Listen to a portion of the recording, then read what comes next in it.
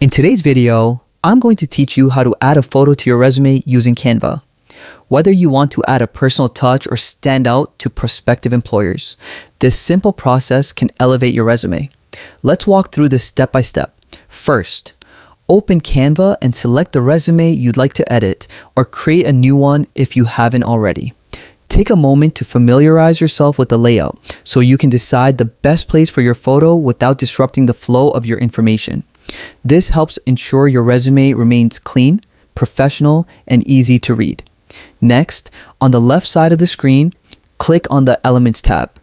This section offers various design elements such as shapes, graphics, and frames. Search for frames in the search bar. Frames allow you to create placeholders for images and come in various shapes, including circles and squares.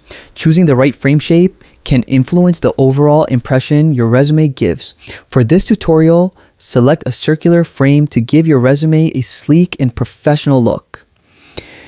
Insert the frame into your resume and adjust its size and position.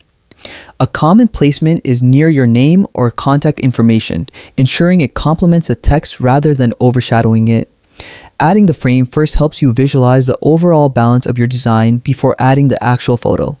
With the frame in place, go to the Uploads tab. Upload a new photo from your device or select one you've already uploaded. Drag and drop your chosen photo into the frame. Canva will automatically crop and position the image within the frame.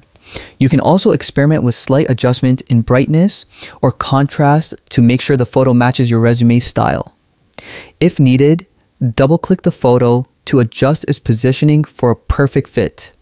Preview your resume to ensure the photo integrates smoothly with the design and doesn't distract from important information. Adjust the alignment and spacing so the text and photo look cohesive together. Remember, a professional-looking photo can make a strong first impression on recruiters. Once satisfied, save your resume and choose the preferred format for sharing. And there you have it, a professional-looking resume with a personalized touch. Thank you for watching and happy designing.